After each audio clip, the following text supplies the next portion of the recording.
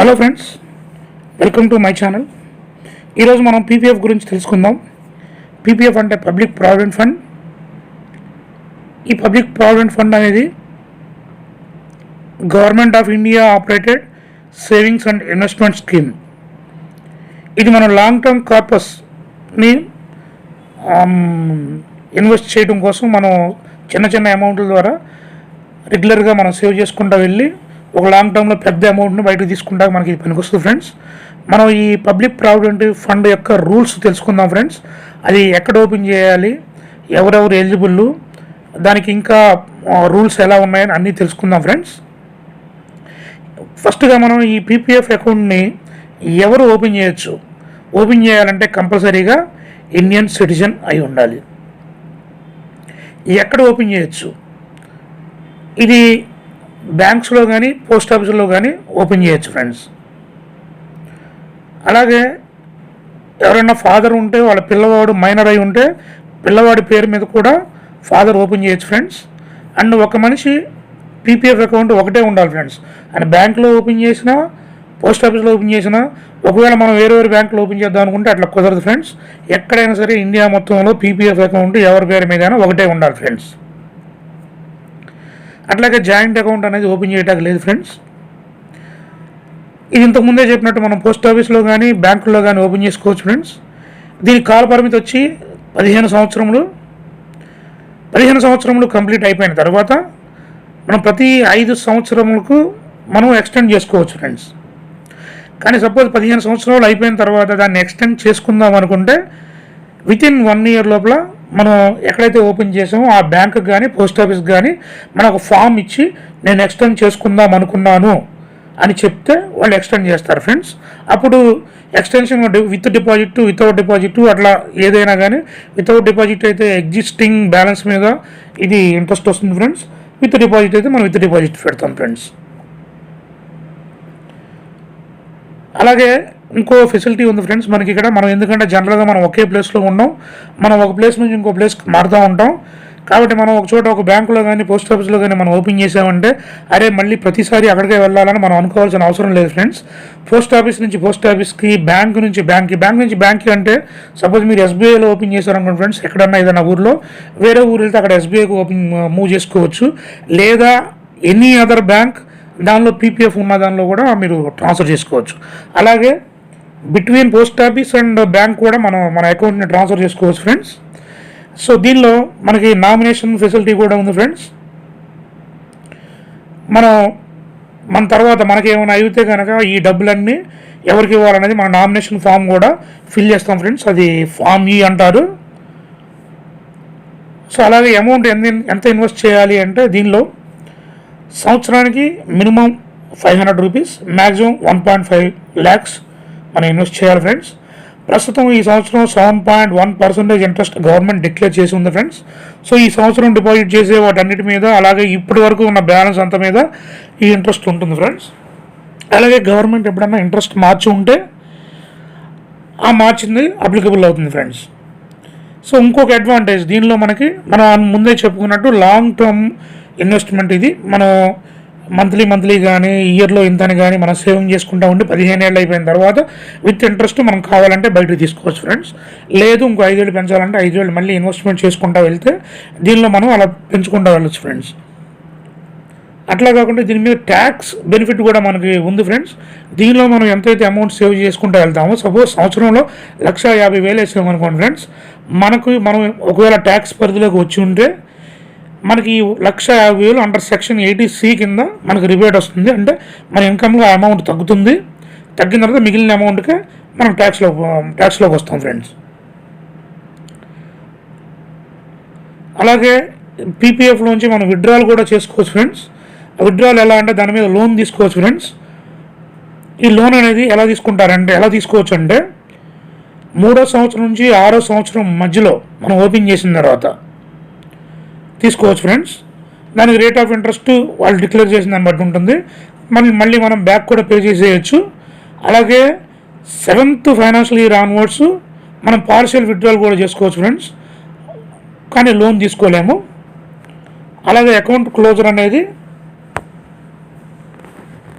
అలాగే account closure అనేది మనకి ఎలా ఉంటుందంటే, so you can close your account and make a full withdrawal after 5th financial year for medical treatment or severe or life threatening condition for yourself and your family or for the purpose of higher education.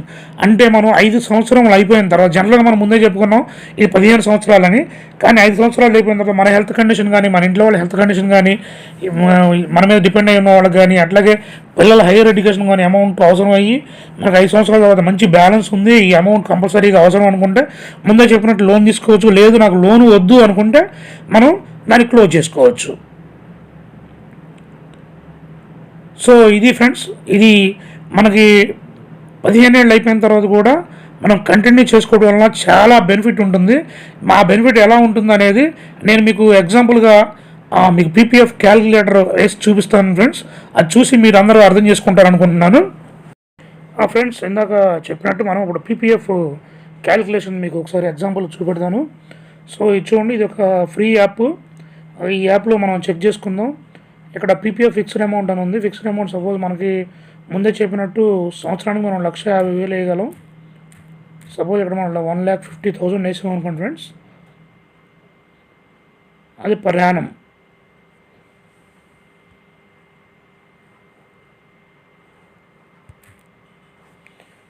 ప్రయాణం కింద 1,50,000 మనం తీసుకున్నాం అనుకోండి friends. ఇది అంటే ఏంటంటే ఇక్కడ ప్రయాణం అంటే మనం జనరల్గా ఫైనాన్షియల్ ఇయర్ ఏప్రిల్ నుంచి మార్చి వరకు ఉంటుంది కాబట్టి మనం ఏప్రిల్ 1st నాడు వేసామంటే ఈ 1,50,000 ఆ ఇయర్ మొత్తం ఉంటుంది.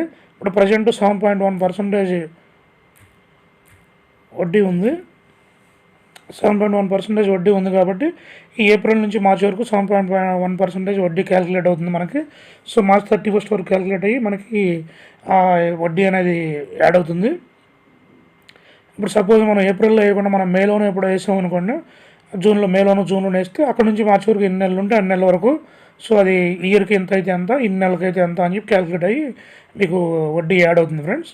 సో ఆ వడ్డీ యాడ్ అయిన తర్వాత మళ్ళీ నెక్స్ట్ ఇయర్కి వచ్చేపాటికి మీరు ఏదైతే ఉందో బ్యాలెన్సు, మనం వేసిన డిపాజిట్తో పాటు ఉన్న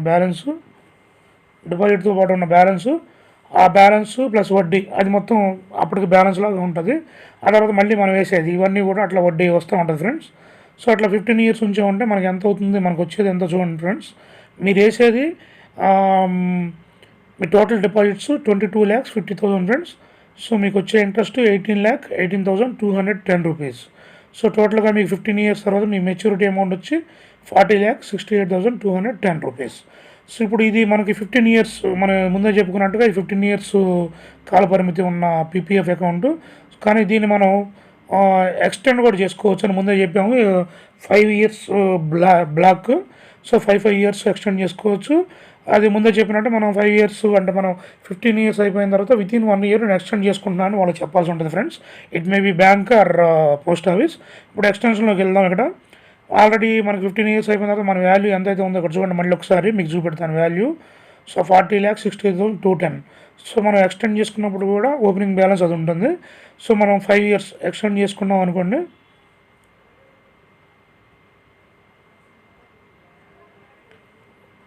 five years extend with deposits అంటే మళ్ళీ మనం విత్ డిపాజిట్స్ మళ్ళీ మనం అమౌంట్ వేద్దాం అనుకుంటే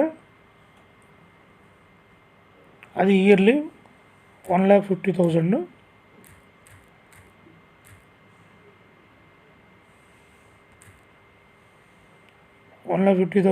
ఇది మనం ఇయర్లీ తీసుకుందాం. మళ్ళీ సేమ్ ఇందాకట్లాగానే సేమ్ 7.1% ఉందనుకుందాం అప్పటికి. సో అది మళ్ళీ క్యాలిక్యులేట్ కొట్టండి. మీరు క్యాలిక్యులేట్ కొడితే మీకు ఇప్పుడు చూడండి అది మనకి మన మెచ్యూరిటీ అమౌంట్ 66,58,291. ఇందాక మనకి మెచ్యూరిటీ అమౌంట్ ఎంత ఉంది, అది 15 ఇయర్స్ తర్వాత 40 lakhs ఉంది. అది మనం మళ్ళీ ఇంకో 5 ఇయర్స్ పెంచితే 66,58,000. ఈ 5 ఇయర్స్ కాకుండా దీన్ని మనం ఒక 20 ఇయర్స్ పెంచుతాం. ఎందుకంటే మనకి సపోజ్ యంగ్గా ఉన్నవాళ్ళు 25 ఇయర్స్ జాబ్ తెచ్చుకుంటే 15 ఇయర్స్కి ఇది ఓపెన్ చేసుకుంటే సో వాళ్ళు 40 ఇయర్స్ రీచ్ అవుతారు.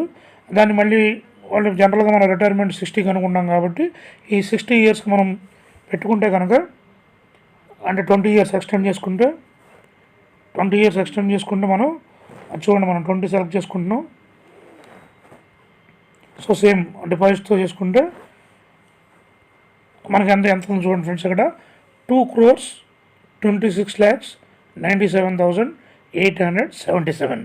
ఇప్పుడు మనకి పీపీఎఫ్లో మనం ఎందుకు వేసుకోవాలి అంటే, మనం సెక్యూర్డ్గా ఉండాలి, మనకి ఈ బాధలు బందీలు ఇవన్నీ ఉండొద్దు అనుకునే వాళ్ళు సేఫ్టీ ఇన్వెస్ట్మెంట్ కోసం దీనిలో వేసుకుంటాం మనం. అట్లా షేర్ మార్కెట్లో అవన్నీ ఉన్నాయి అనుకోండి, కానీ అవి ఏంటంటే మార్కెట్ ఒడిదుడుకుల మీద ఆధారపడి ఉంటుంది. అది దీనికంటే ఎక్కువ ఇవ్వచ్చు, తక్కువ కూడా ఇవ్వచ్చు, కానీ ఇది సేఫ్గా మనం లాంగ్ టైం ఇన్వెస్ట్ చేసి మంచి కార్పస్ మనం పోగు చేసుకోవాలి అనుకుంటే ఈ పీపీఎఫ్లో మనం సేవ్ చేసుకుంటే చూడండి, ఇది 2,26,97,877. ఎవరు కూడా ఇలా అనుకోరు ఫ్రెండ్స్. అలాగే ఈ 1,50,000 అనేది మనం ఇన్కమ్ ట్యాక్స్ పే అయి ఉంటే కనుక ఈ 1,50,000 అనేది 80C కింద మనకి ఇన్కమ్ నుంచి తగ్గుతూ ఉంటుంది. సో మిగిలిన ఇన్కమ్కే ట్యాక్స్ పడుతూ ఉంటుంది. కాబట్టి మనకి ఇన్ని బెనిఫిట్లు ఉన్నాయి ఫ్రెండ్స్. చూడండి మీరు. సో ఇవన్నీ కూడా మీకు పీపీఎఫ్ అనేది ఎంత ఉపయోగం మీకు అర్థమై ఉంటుంది. సో జనరల్గా సేఫ్టీగా సెక్యూర్డ్గా మనకి దాచుకోవాలి అమౌంట్.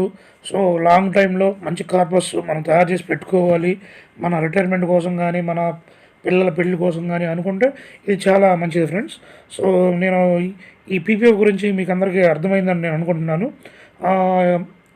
మీరు ఆన్లైన్ ఇప్పుడు ఈ పీపీఎఫ్ అనేది మీరు పోస్ట్ ఆఫీస్లో ఓపెన్ చేసుకోవచ్చు, బ్యాంక్లో ఓపెన్ చేసుకోవచ్చు అని చెప్పాను కదా ఫ్రెండ్స్.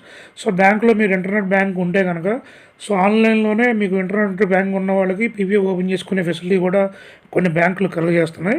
సో మీకు ఎస్బీఐలో కానీ హెచ్డిఎఫ్సిలో కానీ ఆన్లైన్లో ఎలా ఓపెన్ చేయాలి అని ఒక వీడియో చేద్దాం అనుకుంటున్నాను. సో మీకు కావాలనుకుంటే అది కామెంట్ చేయండి ఫ్రెండ్స్, నేను చేస్తాను అది. సో నేను అనుకోవటం ఇది మీ అందరికీ నచ్చింది అనుకుంటున్నాను.